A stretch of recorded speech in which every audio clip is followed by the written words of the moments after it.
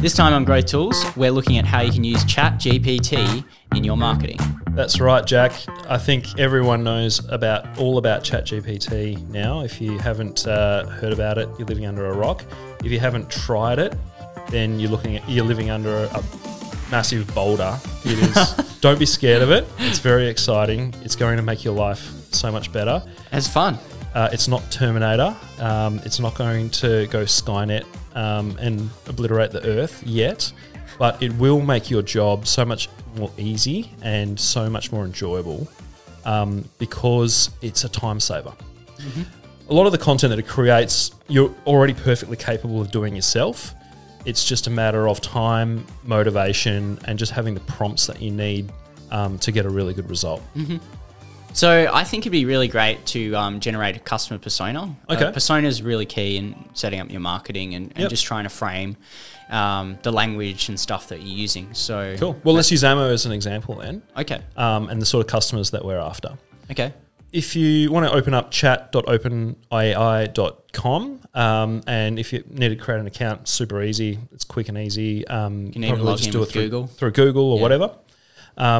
And we've got ChatGPT Plus, which allows us to use ChatGPT 4, which is the latest model, a little bit more of an advanced language model, a little bit more understanding. But ChatGPT 3.5, which is the original, is just as good, and it's probably faster, to be honest. So we'll use ChatGPT 4 now.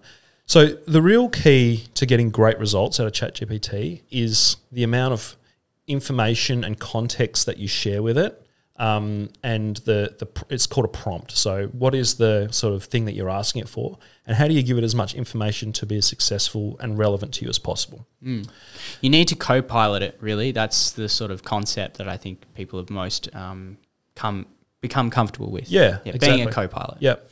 So we could say, like, we are a growth marketing agency for tech startups and scale-ups.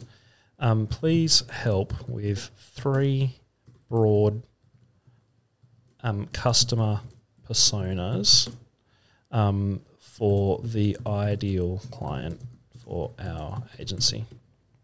So let's just give it that prompt, see what it comes back with. We can always refine it from here as well. That's right. It's going to see through any typos that I've made because it's smarter than me when it comes to language. So essentially, there's the first customer persona that's come up with this early stage, which makes sense. Usually it's probably going to say that they haven't quite built their product yet. They might not have any customers. They're still just looking to gain traction. So it's talking about what they require in terms of services. So that's cool. It's going into demos. So 25 to 45. They call it a founder or a co-founder. So it's going to give us a lot of detail. It's pretty accurate, really. Yeah. This is useful. So the pain points. So maybe some of the jobs to be done. Framework. Talking about the sort of things that they deal with in their job, and then what are they trying to achieve. So this is just the first persona. This is great. So number 2, scaling tech companies. This is where they're established, they've experienced growth and looking to go to the next level. They might already have a marketing team in place, very true, but they need some external advice to upscale or enhance their strategies. So bang on. So these are the kind of clients that we work with at Ammo every day. Right. I think something that is pretty fun to do with ChatGPT as well is to throw a bit of the spanner in the works. So I'm going to throw a spanner in the works. Okay. I want you to see, Cam, how we can market to these personas with ice cream. Okay. All right. Well, let's do that. We'll let it run its course. 1 pair of pants later. Okay, so it's given us 3 broad personas, a little bit of background about each of them. So the early stage tech startup, the scale up, and a tech company entering new markets. It's given us a little overview, demographics, pain points, and their goals. What would be useful, something we use through our process at Ammo is we give them names. So please give a name to each of these 3 personas. And maybe describe some of their hobbies or something like that as well. And interests outside list of work. some of their interests outside of work. Now, this is pretty useful because it allows us to understand them at a little bit more of a human level. It's not just the role that they perform at their job. So we've got Startup Sam. He's a passionate entrepreneur who loves exploring innovative ideas, goes to networking events and participating in local startup communities.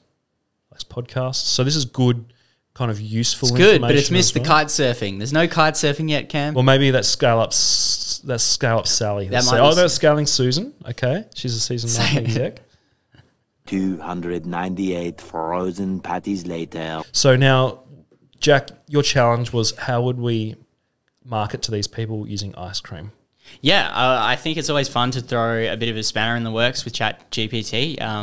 You know, you could get it to spit out some generic stuff if you give it generic stuff, but let's give it some stuff that's a bit out there and see what it comes back with.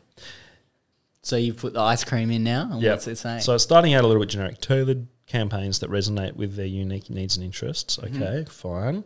Startup Sam, offer an ice cream for startups event at a co-working space. Nice. Be useful because that is his sort of, that is where he hangs out and the community that he's a part of. That's good. What a VC ice cream tastes like.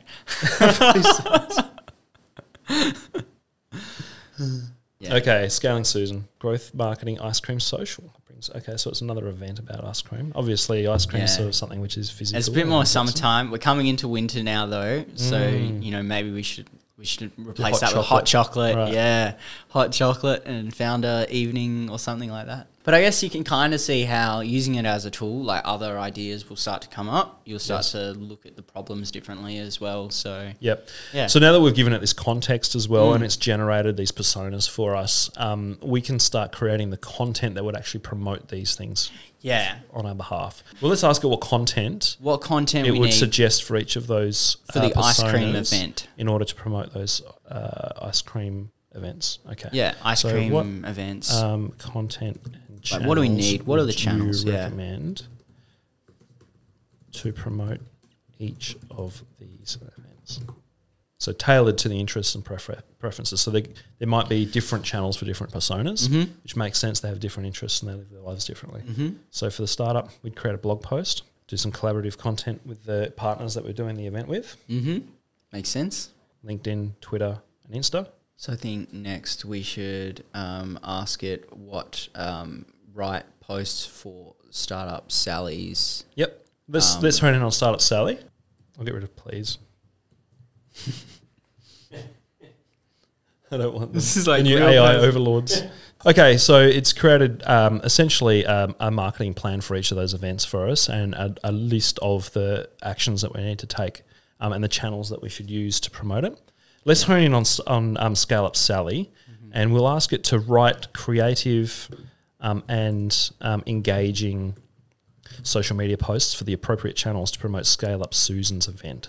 Yep. So it should just understand that we're just asking for that one event, and we're asking it for social media posts that they recommended, that ChatGPT recommended. So here's LinkedIn, little rocket ship. Join us for an exclusive growth marketing ice cream social. So this is very much probably 80% of the way. I wonder if it brings in what some you of want her it to be. art hobbies or anything like that. Well, she did say indulge in premium artisanal ice cream. So There you go. So that it's building in some of the persona's interests and the things that would resonate with her for the content. So It's, powerful. You know, speaking of the importance of call to action, it has save your spot now and then a link to the registration. So it's connecting it with what we're actually trying to do with the event. I noticed it's also keeping the Twitter post a little bit shorter than the LinkedIn one to make sure that it's going to meet the character limitations. That's great. And then an Instagram there. All right, so we've got the copy there for the posts. Now it might be worthwhile asking it what creative design elements or graphics would you recommend for each of these posts. So again, I guess this is easier because we know what questions to ask next. But if you didn't know which questions to ask next, you could even ask ChatGPT that as well. What should I do next? Yeah, what should I do next? Yeah. So for the LinkedIn, an eye-catching professional-looking event banner with the title on it, and then our logo.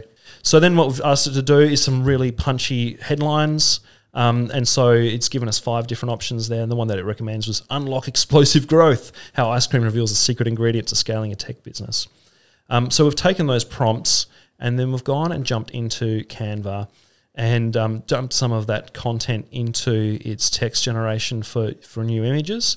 and given us a little bit of an output, which is really more of a prompt, a starting point for what something like this would look like, as opposed to the final product. And that's probably the key with any of these generative things. What it generates is not or should not be the thing that you publish, but it's probably going to help you get 80 to 90% of the way there, be a real time unlock for you, and give you a solid starting point to polish. Cool. Subscribe for more growth tools.